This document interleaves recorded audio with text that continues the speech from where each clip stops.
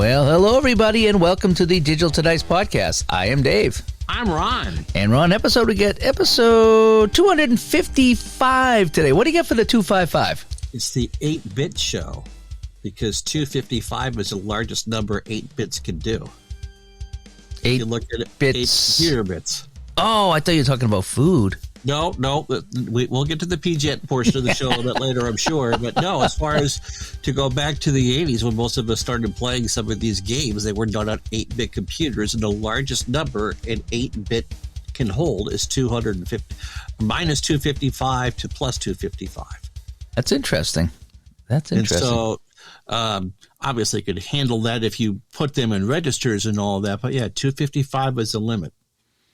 Interesting. The reason why, I mean, most of our systems today, I think even our phones are 64-bit, and they can handle some incredibly big numbers. The reason why we haven't gone to 128-bit for computing yet, because we went from 8 40 years ago to 64 today, is that there isn't any reason to work with numbers that big. The number would be so huge that there just hasn't been the need to even have a system even have that much memory. Interesting. So because once in a while I get bored and look it up. It's like, why haven't we gone to 128-bit? Because we simply don't need it. That's interesting. I remember, with the Intellivision video game, they were really limited to graphics. And so so they could only put so many things on a screen that could move at the same time. So that's why when you saw some of the Intellivision games, you had the same guy running, doing the same exact motion. So they basically just kind of duplicated the player so it wouldn't be considered an individual movement. It is amazing what they could do on 4K RAM.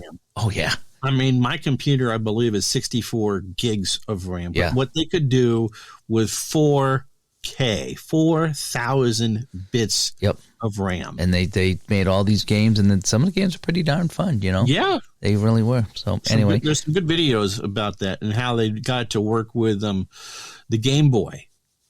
Because the Game Boy, I think, was like 8K, and how they handled all that and why you had to go with cartridges and what they added to them so it would work. Anyway. Interesting. So this is the 8-Bit Show, episode 255. Anyway, ways to get a hold of us here at the Digital to Dice podcast. DigitalToDice.com is the website. 978-751-DICE is the text line. DigitalToDice@yahoo.com is the email. And over on Facebook, facebook.com/groups/digitaltodice. And if you'd like to support the show over on Patreon, it's patreon.com/digitaltodice, and we want to thank everybody. We had a couple of new signups this week, and we want to say thank you so much for helping us keep the show going, even through this dark time, which is Dave right now. It's just, if you guys don't know, my dog did pass away Friday night. He just had a real bad night, and just we couldn't let him suffer anymore. And the cancer came back so fast. We had 6 fantastic months with him, and then it just went right downhill so fast. And so unfortunately, after 14 years, we had to say goodbye. Very sad night, on top of just my work schedule. Not allowing me to play anything. I have one thing to talk about that I played, and that's about it. And Juckett had to do the last show by himself because I just haven't been around. The playoff schedule kicked in, and it's been, every single day I'm going up to New Hampshire, putting a game or two up there. It's just been a nutty situation. I thought, looking at my March schedule, I was like, oh, good. I'm over the schedule, and I'll be playing some games again and back to regular podcasting. And then, boom. Oh, by the way, here's the playoff schedule. Boom. Oh, by the way, here's this. It's like, oh, my gosh. Fun times. On top of everything else, it's fun times. Got a question about the con. Okay, Digital to Dice Con coming up in May. Someone asked on the Facebook group, and I don't know if you had the chance here, can you buy tickets at the door? At this point, I would say yes. Okay. Because what we needed to do is establish enough people coming to pay for the room. And you've done that, right? And we were real close to that right now, yeah. So right now, I would say that, you could, if you needed a last-minute decision just to show up and pay at the door, that would be fine, because I think we have enough to pay for the room, to commit to the room. is what we need to do, and so we can pay for that, and it's not, we're not sending, hundreds of dollars out of the pockets of me and Mike just to try to pull this off. So I think we're close enough that we could say, yeah, if you wanted to show up, that day, and just buy them at the door, that's fine. That should be fine. I think that was the question that was asked, but it's a valid question to ask anyway, whether it was or wasn't. And we're still offering the discount tickets right now because we actually sold a couple more this week. And again, we're almost up to the point where the room's paid for, and I think Mike had some other things planned too that he wanted to do, and I got to double check with him. He's been kind of handling now because I've just been so out straight with everything else, but that'll settle down, and then we'll have a good solid 4 to 6 weeks to really kind of plan out what we're going to do with all that. But people are buzzed about it. People are talking about it. I'm looking forward to it. I'm looking forward to playing some new games and having people show me their games, and there's a whole bunch of things I want to do at this con here, and it should be a fun day. It really should. So that's coming up in May. Again, digitaltodicecon.com is the website, and that'll give you all the information what's going on in May in Connecticut as we try our first ever con ourselves, here on the East Coast, because there's really not much over here on the East Coast, so that's kind of why we started this here, to get some people over here involved in some things.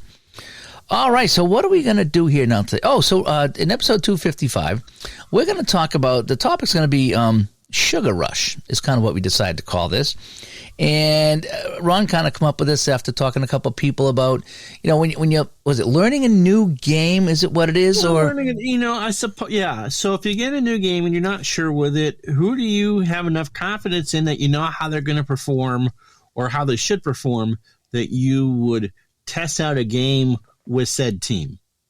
I think is kind of the convoluted way to go about that. So if you were for a hockey, I think for you would be the 69-70 Bruins or the 85-86 Celtics or the 2007 Patriots.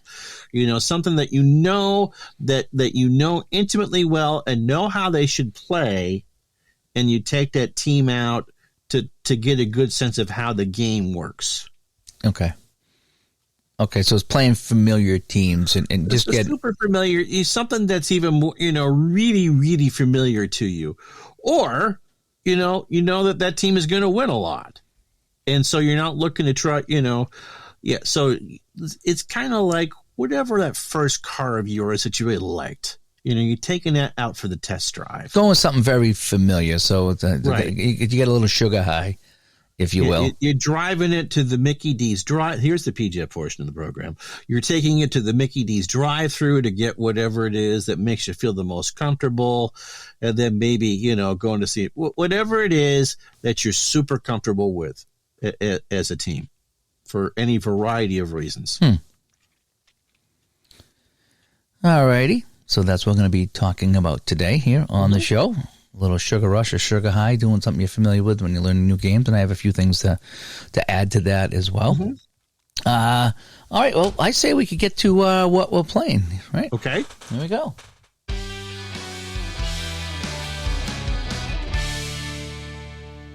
Well, go ahead. Take your 30 seconds. Yeah, I haven't done much. I've done a couple of things. I played some shootout hockey. I played a couple of games with that community project, the 1970-71 community project, which unfortunately is going way too fast for me. And it's just I can't keep up. So I don't know how much more I'll participate in that. Pretty much where I am with it. I enjoyed what I did, for sure. Yeah, I had some fun with it. It gave me a chance to play some games and contribute, but it's just flying by, and just with my work schedule not being able to keep up, and every time I check in, it's like it's just racing by. It's like I don't know when I'm going to get to a game, and I don't want to tie up the community project by taking a game and then not get into it for a few days. But I did contribute a little bit. It was kind of fun. I played 3 games of shootout hockey. 2 of them are actually ties, if you can believe it. There was no overtime in that era. No overtime, so I had a couple of ties, and that was kind of fun. So it was fun to be a part of that and play a few games anyway. The only other thing I really played, well, since I've done the show here, I think I snuck in a game of Action PC Football with the WFL. You also did that APA football with the Oilers and the Jets. Yeah, I did that too. So I got in, I think it was the Jacksonville Barracudas and the Detroit Wheels. I was on a kick for a couple of weeks there with the WFL and learning about it. So I had that season, if you can believe it, on Action PC. or I bought it. I forget which one I did. If I had it or I bought it, I don't remember. And so I put in the graphics and I played Detroit at Jacksonville. Turns out those two teams were the teams that folded in year one. You know, it's just kind of ironic that I picked them too. I picked the Wheels because I thought they were kind of like they left the league and, they were the worst team. But Jacksonville, they weren't terrible. I'm surprised that they left. But I played the two worst teams. Had a fun time, actually. Come down to the last drive or two, so it was a fun game. No money in that league. Yeah. Well, that was the mid-'70s, and things were just not good for, expansion teams and expansion leagues and the whole bit. I think if they had waited a few years, ESPN certainly helped with that. The USFL 3 years. That another league could have done it because they did a couple things different from the NFL, but their seasons kind of coincided towards the end. It was a summer league, and who really wants to go down to? I mean, why did Jacksonville not make it? You go sit in the Gator Bowl in the middle of July. Yeah. Yeah. Well, if you remember the Buccaneers, when they joined the league, they were playing Saturday nights because it was just too hot on Sundays. No, I don't know what's changed since 76 and today, why they can now play games at 1 o'clock on a Sunday. But because the fans have some shade at the new stadium. If you remember the old Sombrero, oh, yeah. It was all open. Yeah, it was like a frying pan. I know that they tried to avoid 1 o'clock games at the Orange Bowl for a long time in September and October when the Dolphins played there. And when they did, the Dolphins got to wear white. So they were making the road teams wear the dark uniforms in the sun. You wonder, like, in 76 when the Buccaneers started to play outside, when did they realize it was too darn hot? Was it the preseason games? And then they said, hey, we got to change the schedule to Saturday nights? Because they weren't a television draw.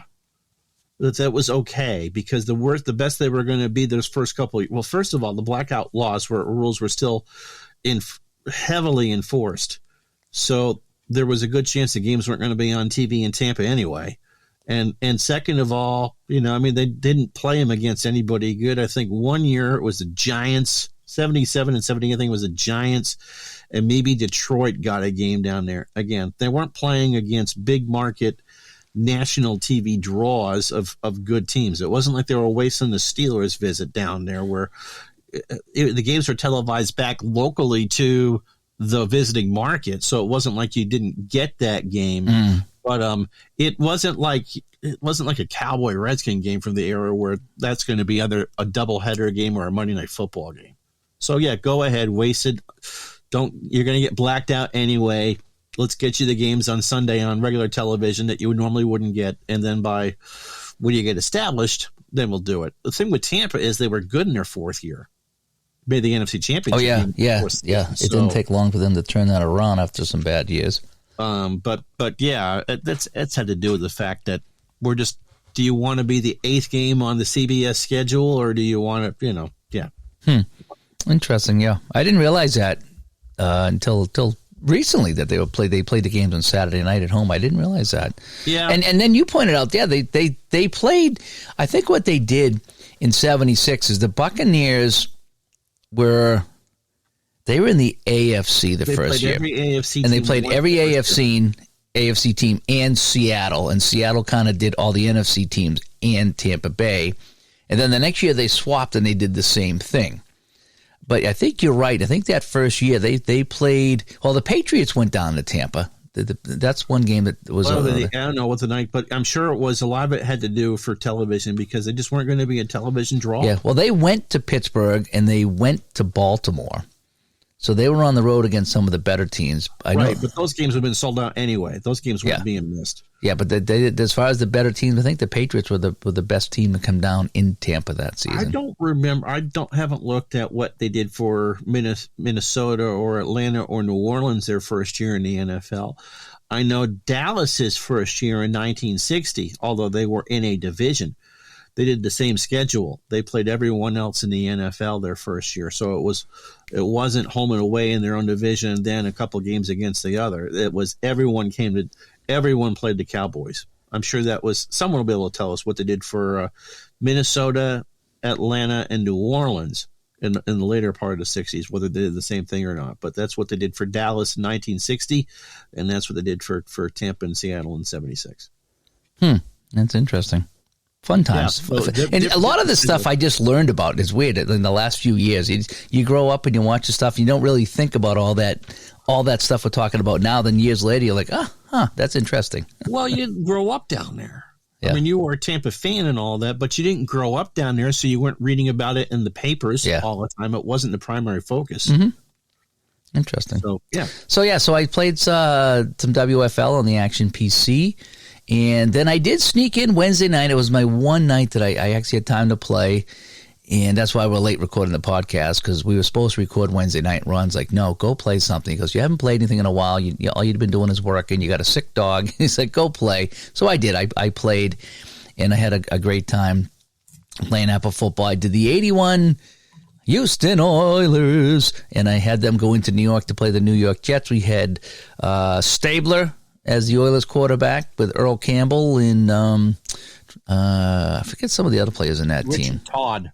Richard Todd was the Jets quarterback with, I think, Freeman McNeil and Scott Dirkling and Wesley Walker and guys like that. Kenny Stabler was the quarterback. Yeah, Stabler for the Oilers. I'm trying to think. Kenny Burrows was the receiver, I think. 0. I don't think Billy White Shoes Johnson was on the team at that point. No, he was with Dallas or retired. So we had a fun time with that. That app of football, it just, when I get done playing that game, I walk away from that just having such a good time. It just works for me. I don't know what it is. It just works. And we had a play where Richard Todd hit Wesley Walker for 47 yards, and they were on the 48-yard line of the Oilers. So they tackled him at the 1. And it was kind of neat. You hit the medium pass, you roll whatever it was, an 11 or a 33. I don't know if it was a 66. And he gets 47 yards on the chart. And you're like, holy cow, they tackle him at the 1. And then on the next play, the Jets fumble. And they never get in the end zone. It was too funny. And then the punter for the Jets, I forget who it was, I roll a 66 for the punter. And he puts it out at the 1-yard line. It wasn't Ryan then, was it? It might have been Pat Ryan. It might have been Pat Ryan. Puts it out at the 1, and Earl Campbell gets stuck for a 2-yard loss, and it's a safety. You're welcome. Yeah, it wasn't a walk-off safety, but it still was like, that was so cool that we had a punt out at the 1. We had the Jets tackled at the 1. We had a safety because Campbell got tackled in the end zone by the New York Sack Exchange. Klecko and Gastineau and all those guys. Marty Lyons. Oh man, the names of that game was so fun. And was it Brazil? The linebacker for the Oilers picked off a Todd pass, maybe 2 passes, and then he also recovered a fumble, I think, or something like that. So a lot of the name players got involved in the game. And the Jets had the ball on their own 12, and they tried to run, and that caused a fumble. And it was 11 yards out of bounds. So the fumble went out of bounds at the Jets 1. It was almost a second safety in the game. On that play. So many fun things in that game. Oh, and then when they put it the second time the Oilers had it at the 1. The first time they had it at the 1, they got pinned for a safety. The second time I said, we're going to throw a pass. We're not going to get trapped in the end zone again. I threw a short pass and I rolled what I forget what I rolled, but the result was touchdown with a flag. So I dumped it off to the running back, Carpenter, I think it was. It wasn't Campbell. And he went 99 yards for the touchdown. But when I rolled for the flag, it was on the offense, and they called it back. But so many fun things happened in that game. So you got the Celine Dion penalty. Celine Dion. If you touch him like this, and he holds you like that, all the yards come back to you now. Oh, it all came back, yeah. It just was fun. It's like, I don't believe it. He's gone 99 yards against the Jets, And then it was called back on a flag. So many fun things in that game. It really is. I had a good crowd watching the game. I just took all night to play it. I didn't care. I was just having so much fun. I haven't had that much fun playing a game in a long time. And again, it's just a one-off, not part of a project. Just had so much fun playing it. So, yeah, so that's what I've been doing there. A little bit of shootout hockey, a little bit of action PC football, and a little bit of Apple football. It was kind of fun. Oh, and also had a 90th birthday party for my mother-in-law. You look great for 90, by the way. I don't know. She doesn't look bad for 90. I'm honestly, she's 90, but she's getting around. I mean, it's just like, oh my gosh. I've seen some people that were 60 that look worse. Mm-hmm. So it was kind of fun getting the family together. 90 years, and we're all like looking around like, who's next for 90? And all the aunts and uncles are like, oh, I don't know. I think it's him over there. He's going to be 90 next, So not me, but some of the other uncles, and we're all like, we're loosening our collars a little bit. It's like, oh boy, 90, really? So it was a fun time. I still have 37 years. Yeah, right. Yeah. All right. So what have you been playing? Well, my 56 replay is zooming towards Memorial Day. The Athletics and Senate or Nationals are still in there in the American League. The Yankees seem to be the team that can't win. Poor Whitey Ford, their ace is 2-4 to start the year. And so the Yankees, I think we're on May 16th or 17th, are still under 500. We're a month into the season. They should win it. They should win it comfortably. But at some point, they're going to go, when are the Yankees going to be the Yankees here? You got Yogi Berra and Mickey Mantle and a team with 4 or 5 Hall of Fame. Billy Martin is their second baseman. When are you going to start playing like the Yankees? So the National League is pretty tight. Brooklyn, the Dodgers, Dave, 2 through 6 in their lineup are all Hall of Famers. Duke Snider, Roy Campanella, Gil Hodges, Jackie Robinson. I'm sure I'm missing one there. All Hall of Famers. So much fun to do. So Milwaukee's in first with Hank Aaron and Warren Spahn and Eddie Matthews. And then Brooklyn, then St. Louis, and then Cincinnati. It's been a fun season. I've been doing the not APA stuff. The 84 Detroit Tigers, if you remember, started 35-5. And so I'm taking them, not doing the actual schedules. So blocks is 6 games. And so I have this spreadsheet with all the not APA card data on there. And so I took the Red Sox against the Orioles, and the Red Sox, I think, won 2-6. And the National League, I did Mets and Braves, and the Mets won 4 out of 6 of those. I did the Cubs and the Cardinals is what I'm currently doing. But I did the Tigers and the Blue Jays just because it's at the other end of the spreadsheet. No rhyme or reason. So 3 in Detroit and 3 in Toronto. And Toronto took 5 of 6. So don't know how far I'll get along with this, but the Tigers, who in real life started 35-5, again, not doing actual schedules, not doing actual lineups, blah, blah, blah, blah, blah. The Tigers started the season 1-5. They won opening day, and they've now not lost the next 5. I think they'll do the Rangers next. Just goes to show you never know what's going to happen, because that Tiger team is pretty loaded. No real superstars, no real super stud pitchers. Mm-hmm. They just played well together. They would not be, because I didn't grow up in Detroit, they would not be in that sugar rush category that we're about to talk about. Just solid and consistent. Well, the solid, consistent team was Toronto. They out-hit them, they out-pitched them, they out-bullpenned them, everything that you could possibly do. It's been fun. It's been fun. And so I did a couple games for that 70-71 project. Never mind. Let's see. And also bought the new version of PGA Tour. It comes out every 2 years, which is maybe the better solution for that. So pay the full price on Steam for PGA Tour 2025. And it's got the... Is that the 3-click method? Is that what you use? That is a 3-click method. It's different from the other one I have. It's mouse-driven. So you aim, you hold down for your power, and then you got to click for your accuracy and your direction, kind of. Nowhere near as difficult as the other game. So I set up I set up Bub McBub to do my career, and went out to do the Corn Ferry Q School to do the entry level, and I won. It's not the world's most difficult golf game, trust me. Yeah. Even on the second setting, and so if you finish in the top 5, you go all the way in the PGA Tour. So they've got me at TPC Boston for my opener. So obviously calendar doesn't matter. I mean, it's February. we're not playing golf in Boston in February. I won.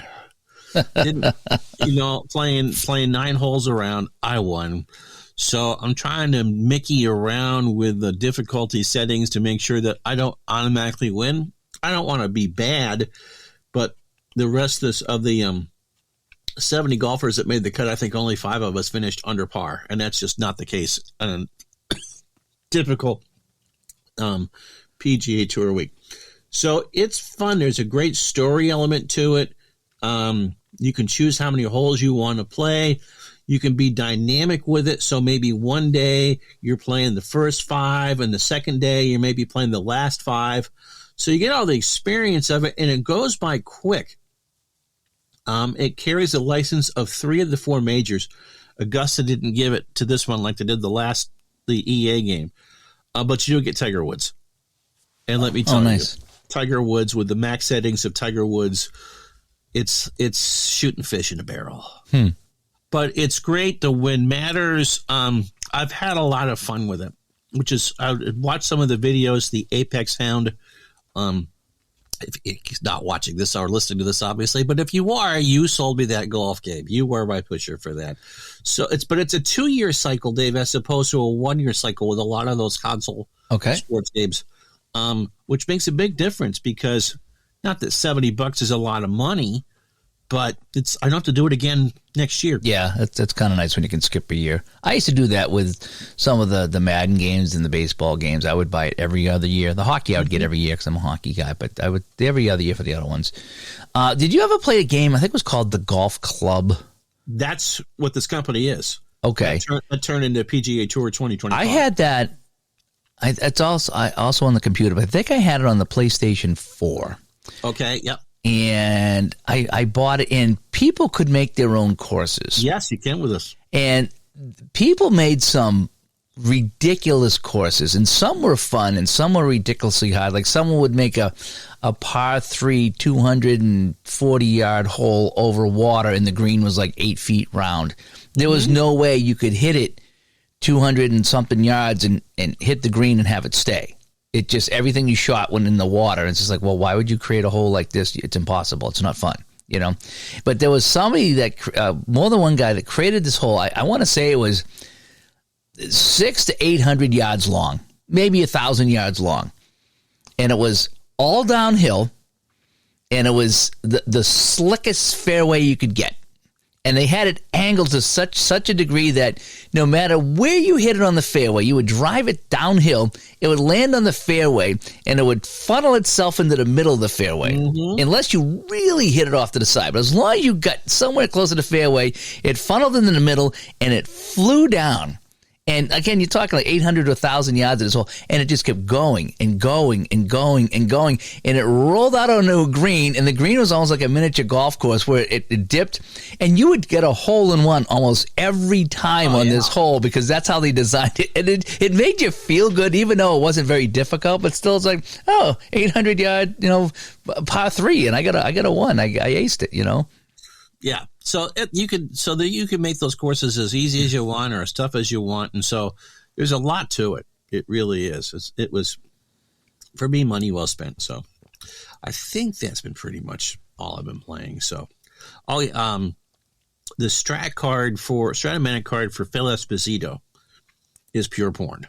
Oh, really? I mean, he scored, 78 goals until Gretzky broke the record a decade later. He was the highest scorer in one single year, 78 and 76 and 78 or whatever it was. On that breakaway rebound column, the only way that you don't automatically score or have a scoring chance is if you roll the 8 for the rebound. That's it. Everything else is, you're going to score a lot. And Jacques Plante is with Toronto that year. And the only scoring chance you get on that goalie card is on a 7.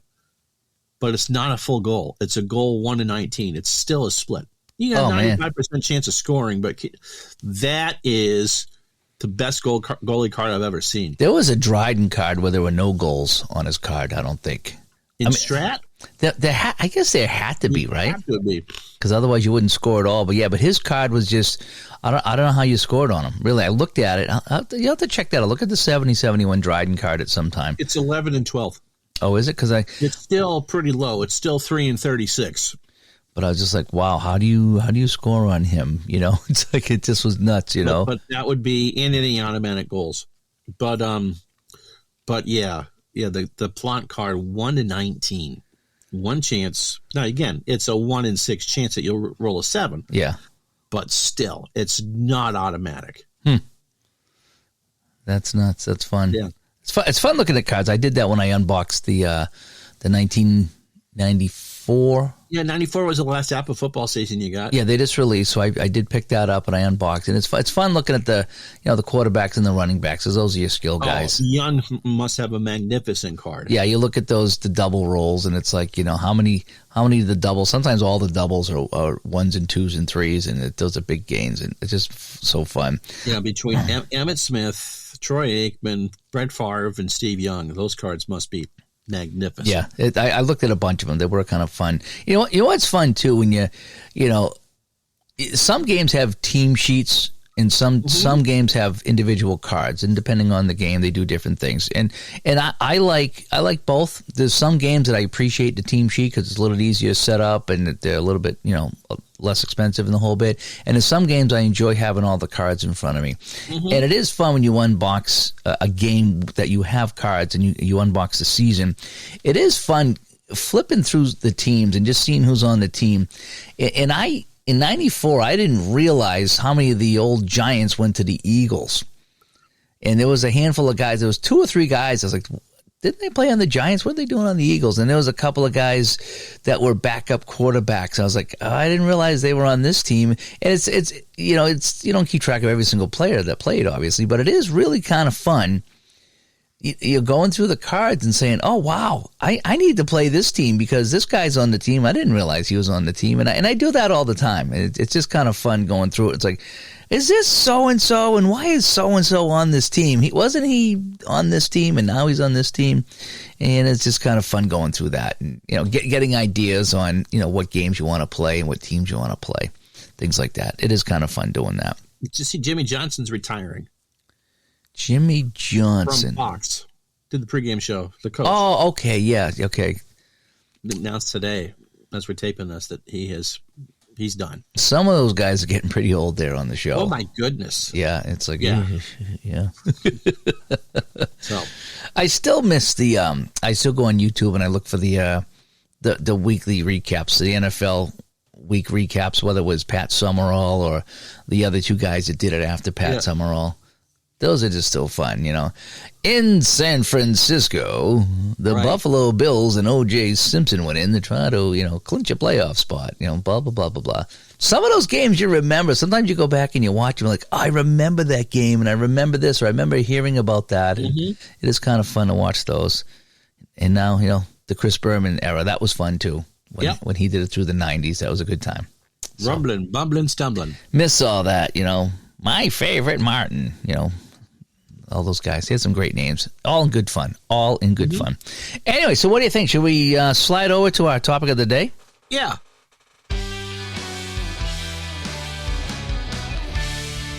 All right. I think it's fair to say that we all have a favorite team of some sort. Let's start with this. Sure. I would say so. Whether they were a super team or a team that, the second that you pull them out, how well they should do, or a combination of both. They could, like the 71 Bruins or the 86 Celtics. Remind that that the second you pull them out, that they're going to be heavily. You're pulling them out because you need what you hope to be an easy win, and they can get you that easy win, or B, you've bought a new game, and you go, I know this team so well, I can kind of figure out what they should be doing. And so I'll play a new game with said team and get a good sense of how this game works. I think that's where I was going. So that would be the sugar rush comes from, I've had such a bad day.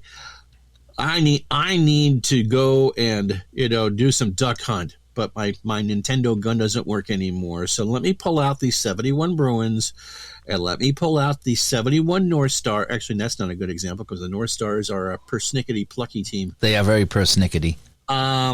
let me pull out the golden seals and some pineapple pizza, and I want to win this game 37-0. Yeah.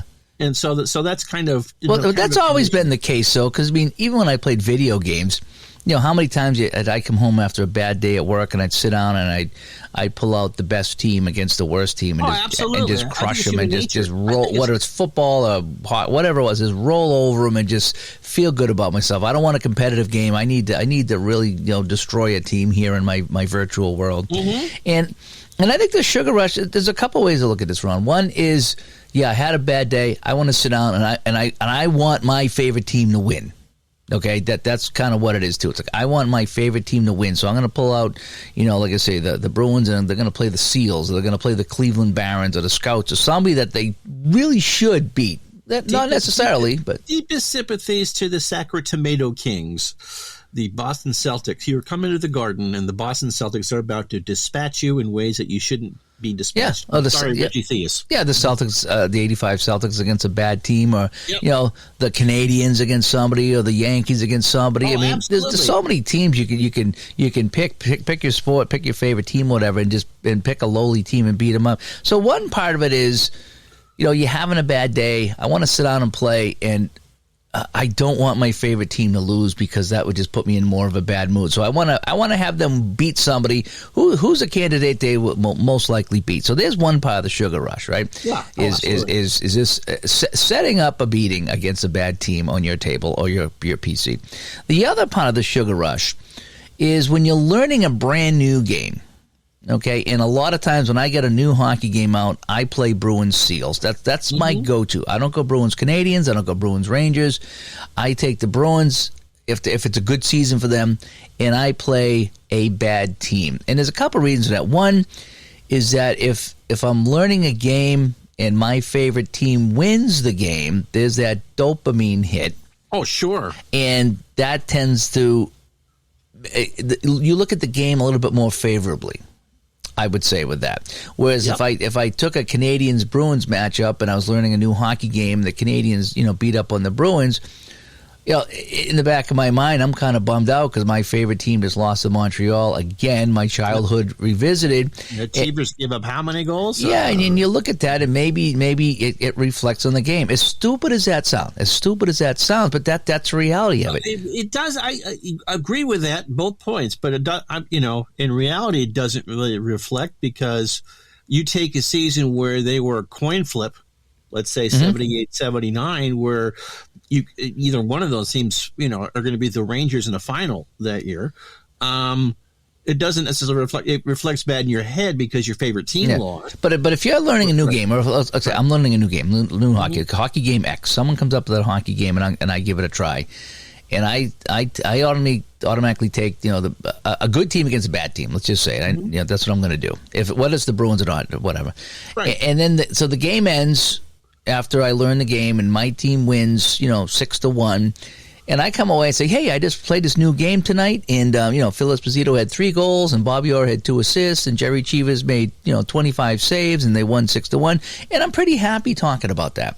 You know, I learned the game, I got through it, and I could talk about all the good things that happened to my favorite team. So it's a win-win at that point. Yes, so, absolutely. So, and if I had said, well, you know, my Bruins lost to the Canadians again, Canadians scored, you know, late in the third on a power play, and you know, so now that's how that's the mood I'm in right now. And again, it doesn't mean the game is bad or anything, but I mean, if I come away from a game and my team wins a brand new game, and I'm all excited about, you know, I'm puffing my chest out, yeah, what a great game this was, you know, because I played this, I can't wait to play another one. That's your first go around with the game. That's your first impression with the game, and you want it to be a positive impression with the game. So that's kind of why. I'd like to say it's unconscious, but it's really not unconscious anymore. It's subconscious, I think, is what. Yeah, it's like I pull out every time I think you got me Big Bep for Christmas one year. I did. And what 2 teams did I print out? Boston and California, and those are the 2 teams that made it on my table. And I started to play that game, and that's a lot of times that's what I do. How many times, if I get a football game, do I get 76 and print out the Bucks. You know, I know that they're going to get smashed, but I'm okay with that because they're terrible, and I want to play the terrible teams. You're supposed to get smashed. Yeah. I mean, if you pull them out now, was it? Did you do that with the different engines with the Steelers or the Raiders? It was the Steelers they beat twice. Right, and so if you get a game where you're not sure about game X and you pull out the 76 Bucks and they're beating the 76 Steelers, it kind of makes you wonder what kind of game have we got here? And we can sit there and break it down and go, well, this or that happened. But again, that doesn't, I think, goes back to exactly what it is. I expect them to lose. I expect them to get pounded. They won. How well does this reflect what the game should do? And you can kind of make an argument that any team can do anything on any given day. I'll tell you what I did recently that kind of goes along with that. Maybe not the great team, bad team thing. I did some replay baseball stuff, and I took the 86 Red Sox out for a little while. And again, they weren't necessarily a great team, unexpected team. Actually, I think I read recently that they were expected to finish fifth in that division that year. But I was familiar enough with the team at the end of the year that I knew how those games how they should play to their strengths. Maybe not how the game should go, but how the team should play to its strengths. And it did. And so I was like, okay, kind of reinforced in my head that I had made a good investment in the product that I had purchased. And just because, I could believe this was all plausible. This pitcher was very good. This pitcher was mediocre. This team had a good day. Again, you can't really do it. In baseball, it's kind of tough to do on just one game as you can with football and the others. But absolutely. The other thing is, I think that when you're trying out a new game, I think you have a lot more patience with yourself learning it if you're super familiar with who you have out in front of you. If I took out, let's say, strap basketball with some changes and went out and played with last year's Celtics team, good team, they won the NBA championship. I don't know those players. So I'm trying to learn the players at the same time I'm trying to learn the game. It's great if you're familiar with the game, then you can learn the players. But if you went through and bought a game and let's say you got the 23 season with that Bruins team that should have set the world on fire, you're trying to learn the players and the game at the same time, and it just gets very frustrating because you don't know what you're doing is right or not. If that makes any sense. Yeah. But I see some, like I say, you see someone that's trying a new game, and you see that the teams that they put on the table, and sometimes it's unconscious that they want to play their favorite team and their favorite players and get a win. And what I do the other day did that. I pulled out a couple of teams. It might have been an APA football game, and I said this team should get smashed. They really should.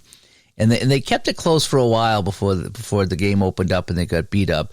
But it's just sometimes I do that. Sometimes I play a game. It's not always the best two teams. It's someone that's either medium or bad playing a good team, and I just want to see how they do. And I get my sugar rush that way by playing a game and getting the results that I thought I was going to get is kind of neat too. In a weird way, because it's like, okay, this team, they should not win, and they didn't win, and well, they kept it close to, but then the other team opened it up and blew them out in the end, and that was that. But I don't know, I like that. I like my blowout wins once in a while if they're planned. If they're planned blowouts, I don't like taking two teams that are close and then it's a blowout. It's like, oh boy. But if I go in knowing that, yep, this team doesn't really have a chance, how bad can it be? Sometimes that's the other thing. How bad can we make this game? Okay, in real life, it was, X to nothing, whatever sport you're playing, or if it's basketball, it wouldn't be nothing, you know what I mean? But, they beat them up pretty good in real life. There shouldn't be any chance for this team to be in the game. Let's play it. Let's play this game here, and how bad can it be? And there's some kind of a joy in that, beating up on a bad team on your tabletop. Because it's not personal. No. It's not personal at all. You might have liked certain players on said bad team too, but it's a case of, let me work out my frustrations in a certain way. If you do a handyman project, or let's say you're like our friend Ray doing the model railroad, you've had a bad day and you got to make sure that you're doing this precision work and you mess up somehow just because that happens. You're just adding to your frustrations. And trying to do the sugar rush that way is just to be the same thing about a shoot 'em up video game or something like that, or Pac-Man. I need to get to level whatever it is. Put it on easy mode and just walk through it. Walk through it doesn't mean that it's your whether you are doing a shooter or what. Just work out the frustrations that way, so it's not against the spouse, or you're not yelling at the kid or yelling at the pet or whatever it is. Okay, it was 13-0. We're good. Yeah.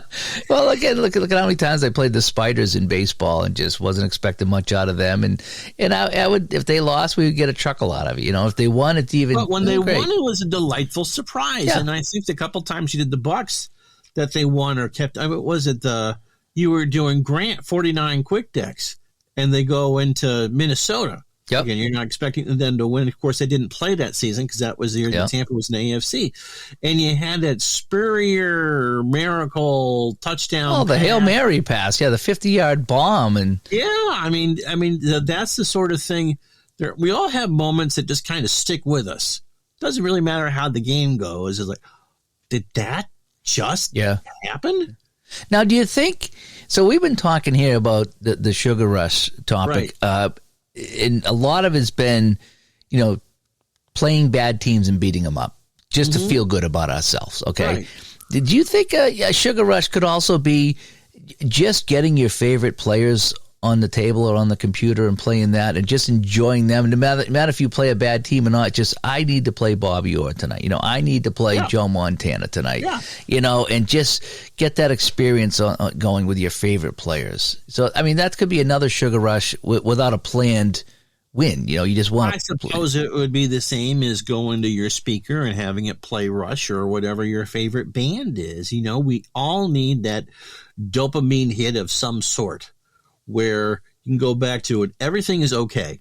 And yep, if you're taking the 49ers out against the Giants or the Rams where you're not sure, it's a tooth and nail game, but Montana comes through in the end, again, you're getting that same experience as you were sitting there with the Moxie or the Yoo. Which do you think is the worst string, Moxie or Yoo-hoo?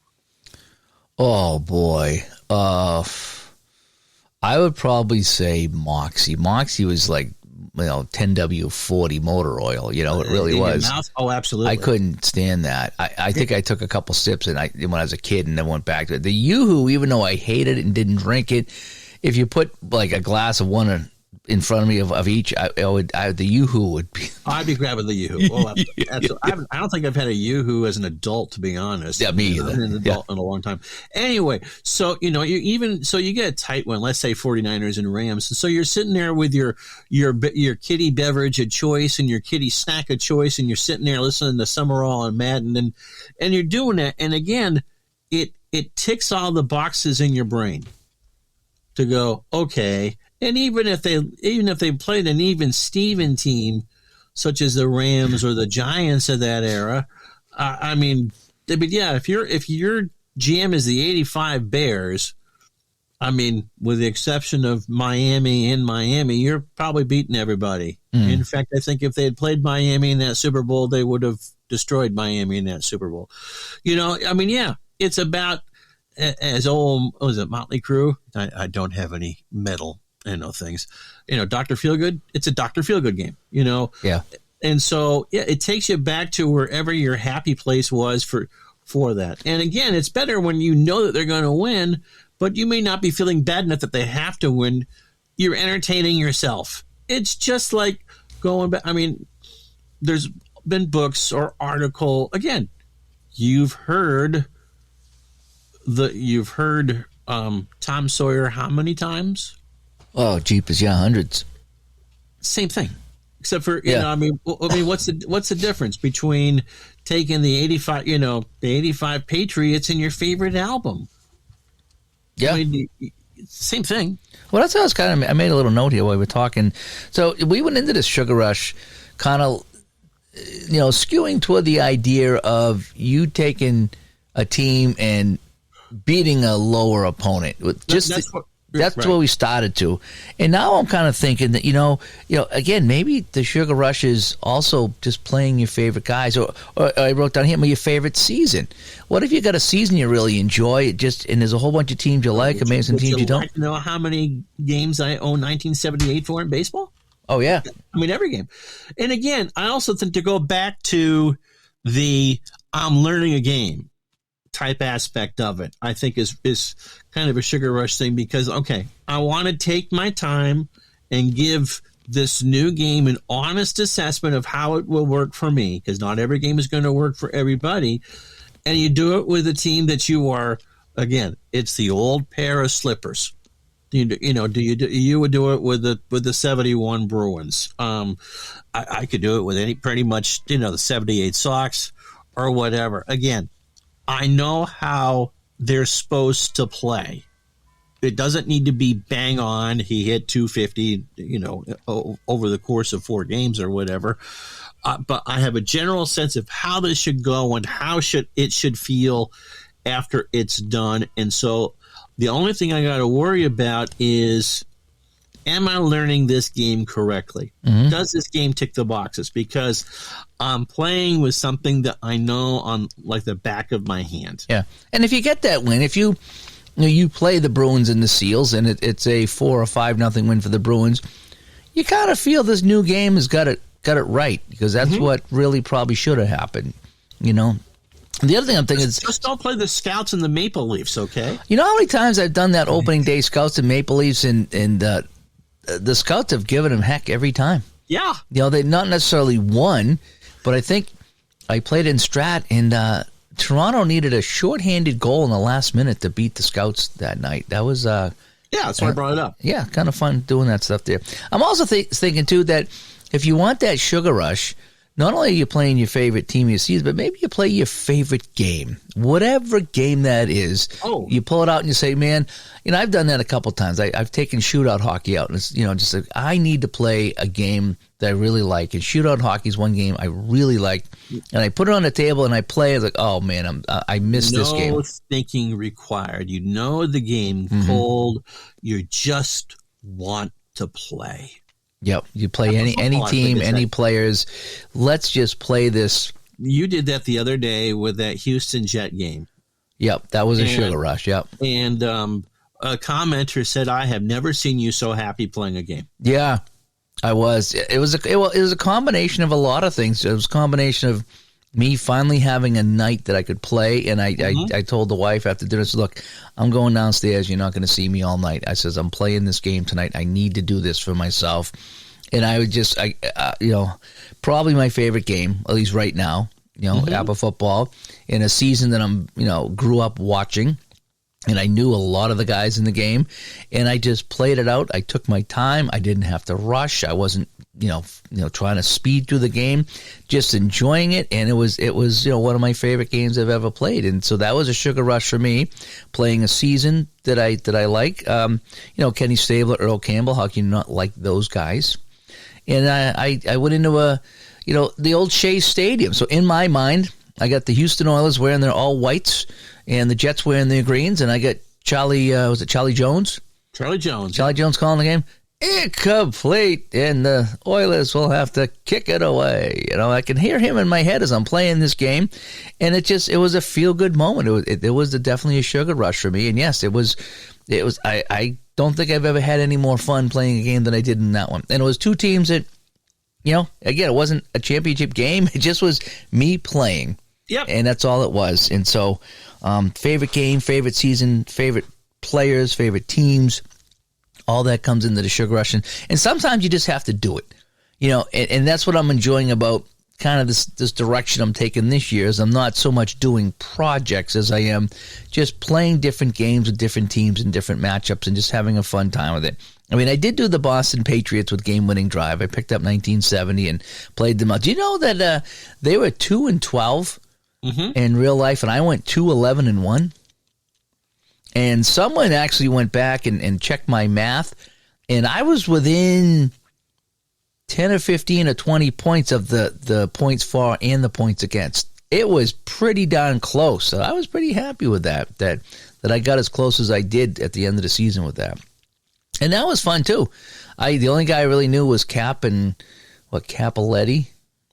And there might have been one other guy I knew on the Patriots, but it was the last year that they were the Boston team, and they were 2-12. They were terrible, and I played them out and had some fun with it. And just learning new things with that. That wasn't a big sugar rush for me, but it was kind of a fun little project. But for me, going in and last night I actually did a chat on YouTube. I was going to go and play a game, and I was like, what can I play that's a little bit different? But I was so exhausted that I said, man, I don't know if I really want to play something I'm not familiar with. But then again, I'm playing the same old all the time.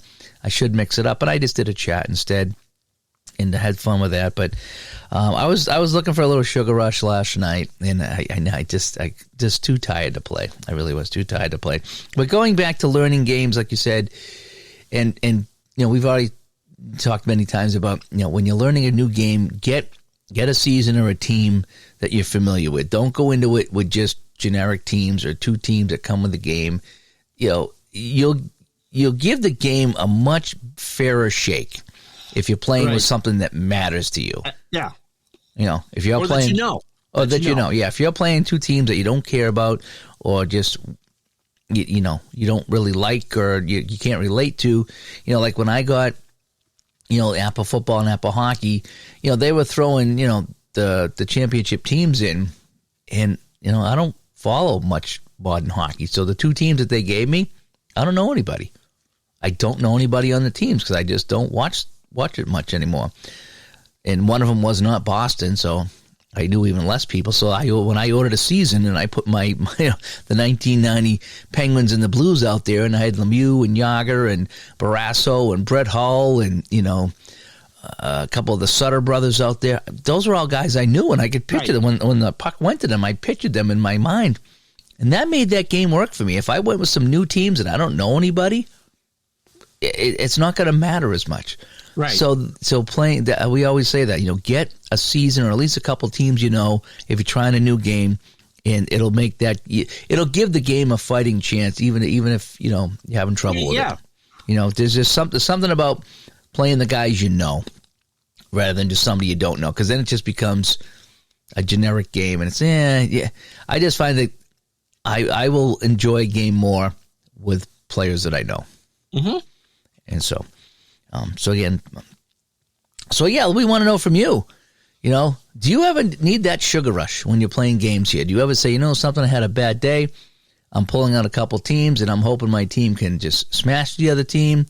Have you tried a new game and said, well, I want to pull out, a couple of teams and play that? Do you ever just say, I'm playing my favorite game tonight, and I'm just going to luck of the draw two teams, random chance what teams I'm going to play? Or do you have a certain play like, I'm in the mood to play, I want Louis Tiant on the mound. I'm in the mood to have Tiant pitch a game tonight, or I want to have Fidrix pitch a game, or, I want to play a Pete Rose game, or I want to play a, whatever, Kyle Yastrzemski game, or I want to play an expansion team and see how they do against this team. So how do you get your sugar rush when you play your games here in the community? That's what we want to know today.